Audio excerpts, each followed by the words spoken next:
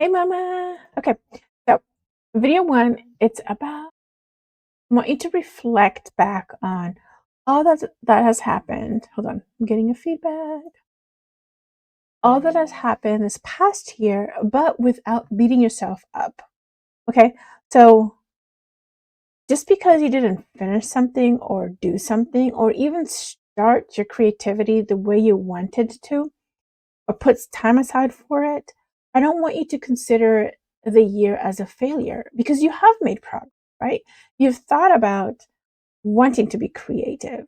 You've thought about adding creativity into your life. You actually thought about it, thought about yourself in that regard, in expressing yourself creatively.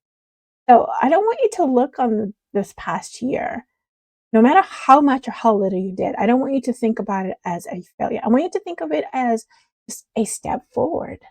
Okay, a success, because that is one thing you can check off. Now you don't have to go back and be like, oh, wait, I am creative. I want to start using my creativity. I want to start using a part of me that's itching to be expressed. Now, when it comes to the end of a year, we tend to plan more than we actually do. And even thinking about it can be exhausting. And it's okay to be tired. It's okay to be exhausted. Or even if you didn't finish something, or finish a goal, um, or an idea, or even an activity, that's fine. You started it, right? You had it written down, whether it's even just notes and you haven't actually started working on it per se, that is still a start. And you should be proud of yourself for that. Because if you hadn't written it down, then you would be behind, right? So right now, even the fact that you wrote it down, you are ahead. And yes, we get disappointed for things that we plan and we want to do and we haven't done. But it's okay to take breaks. It's okay um, to fall behind in this regard. Well, I'm just talking about creatively. But it's okay to feel that you didn't accomplish everything. Just don't dwell on that part. Just pick up where you left off, right? So if it's unfinished products, if it's ideas that you're shaping up, if it's planning, or even trying to set up a concrete time for you for that to be your creative window. Just keep on going. So who said a New Year's resolution or a goal or a vision has to be different from the year before? In fact, I would say that if you have the same goal, chances are you're more likely to continue or to do a better job with it because you've already known why you didn't do it, why you didn't finish it, why you may not have even started it. And then with the coming year, you can be like, okay, so this didn't work. I planned to lose weight and I planned to eat 2 meals a day, cut down on my carbs and my sugar. Okay, so I didn't really lose as much weight as I wanted to. So this coming year, I am definitely going to get down on my sugar because during the holidays, I've been eating a ton more carbs and sugar. So keep that down. And then I'm going to start working, like walking more. Um, so now you've learned what didn't work. Maybe you even didn't start. You're like, okay, wait, girl, you need to put your sneakers on and go outside and walk. I mean, if you didn't do that, then do it for this coming year. Plan it for this coming year. So that's what I'm thinking of with for creativity. No matter what stage of creativity you are in, and no matter how much of it you started bringing back into your life, the next year you go further, right? So we make goals because we want to hit those goals. And any journey, any step towards those goals, I call as a win. It may be a small win, but I still call it as a win because why beat ourselves up for not getting to the main goal and not acknowledge all the little steps that took us there. Because come on, like with my example with sourdough bread, I learned how to make the starter, right? I learned how to save my starter in the fridge. I learned how not to save my starter in the fridge for long periods of time. I still haven't made a loaf of sourdough bread, a perfect loaf of sourdough bread. But I learned what not to do. I learned what to do. So each step is a win. I'm learning. Then I stalled myself because I started thinking about what could, what did, what would go wrong. Right? So think about everything that you accomplished. Call that as a win. In fact, write them down. That is a win. That is a step in the right direction. Do not let the fact that you did not get to the goal you wanted stop you from continuing on. Okay. Now, just so that you know, since each thing is a win, even the small ones, I want you to name them. Write them down, name them. Even the quiet ones, the ones that you think, like for example, if you want to start painting, just getting the paint, or maybe even setting up a spot for you to paint. That can be a quiet win, right? Write that down because as you see, as your list of wins start to get longer, guess what's going to happen? I can't speak. Guess what's going to happen? You're going to feel even more motivated to get that next step forward, to get that next small win, right? Yeah, to do it. And as you look back on it, back on your year, and you're planning for this next year, I don't want you to mistake that productivity, like producing a lot, is a form of success. Yes, to some extent, it is a form of success, but I don't want it to make you feel like just because you did not produce a lot, that it wasn't worth something. Okay. Because sometimes we can get into the trap of producing, knuckling down and producing a lot, that we forget why we even doing it in the first place.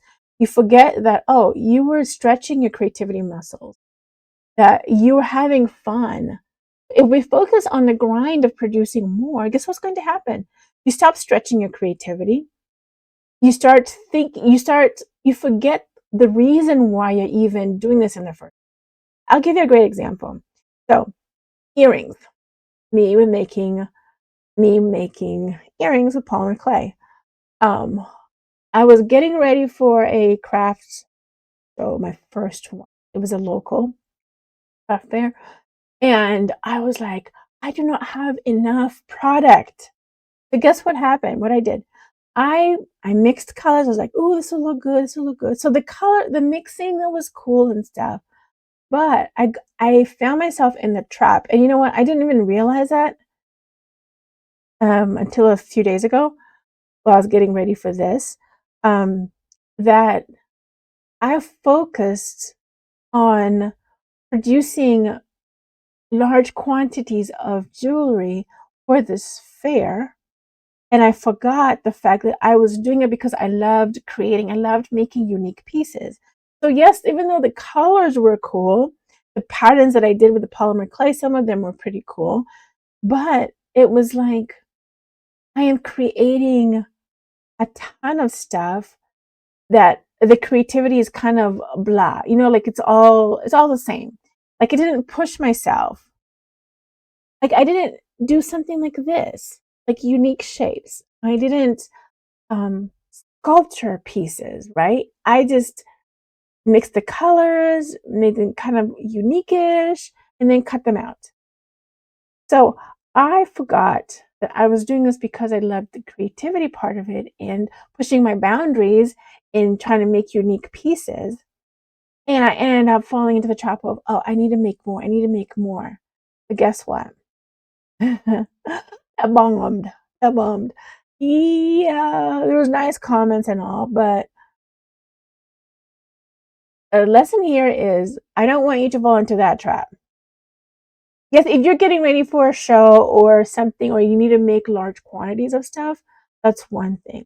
But if you forget the purpose, the reason why you're starting this in the first place, the reason why you were stretching those creativity muscles in the first place, then will that show up in your work? I don't know. It might. Did it show up in my work? Maybe it did. Um, don't know. I mean, the results were I didn't really make sales. Um, I mean, family don't count. I mean, they count, but then they don't really count.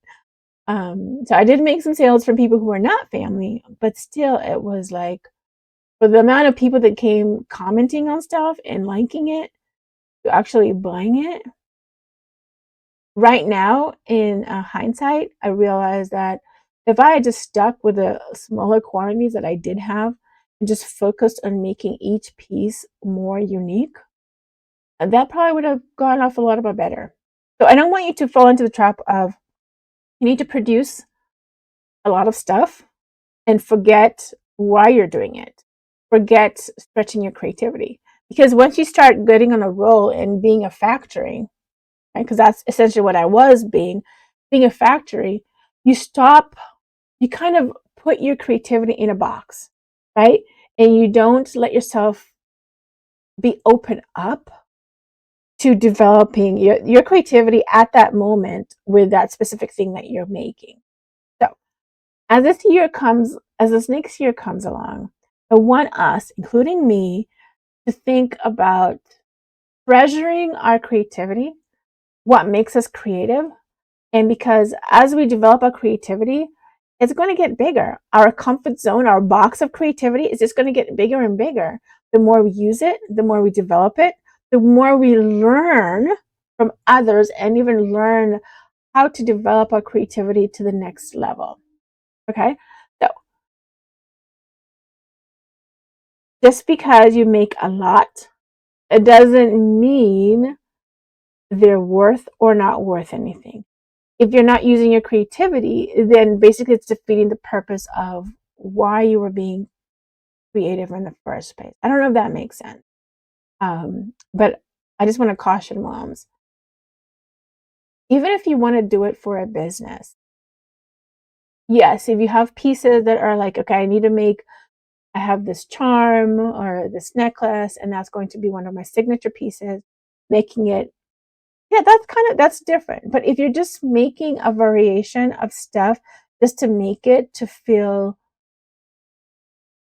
productive, then I would rethink that. Yeah, I want you to rethink that because I didn't, and I I wish I had. Okay. Next thing, I don't want you beating yourself up about that, and I'm not beating myself about that, but I am learning from it. Right. So I want you to see your growth beyond the results. So, for example, what can I use as an example? Okay, so I'm getting back into acrylic pouring. Woohoo! I love acrylic painting, and I I've noticed I tried it several years ago, and then with this year, at the end of this year, I started up again, and I realized that I'm relearning some stuff, but then I've also kind of gone past where I ended several years ago. So as we develop our creativity, as we use our creativity, you're going to see that yes, you've finished something, but you're going to find that you are developing and you are growing as a woman, as a mama, not just creatively, but in other areas of your life. Okay, so I want us to also focus on seeing that growth along all the other areas and all the other points of our lives. Okay. So that's the goal for this year. And to do that, we also have to look at what happened last year and kind of make note of where we are, where we're ending the year. And then as you keep on going with this next year, then you can easily evaluate your growth, right? Yeah. So another thing that I want to make you realize is in the area of growth too, it doesn't always show up as finished products, right? Or projects. So if you're looking for growth, I can't say that, oh, I finished this number of jewelry pieces, so I have grown. No. In fact, it could be where I'm trying this intricate design or this method that I've never tried before, and I haven't finished the piece that I'm trying to do, but I have grown in just learning to do that. So I want you to look back on your year and look at all of the things that you've done, especially the new things that you've never done before, whether they're finished or not, and kind of look at how you've progressed through it, right? If you've done more than one piece of the same kind, or if it is just the same piece, like how you have grown as a woman, as a creative woman, as a creative mama. Okay. So growth is not always visible because something is finished.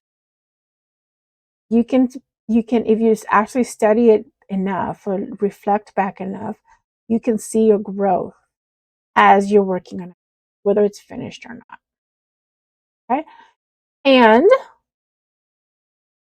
I want you to understand that whether something is finished or not, whether you have regrets of the past year or not, every experience is worth it, because that means that you are learning from something.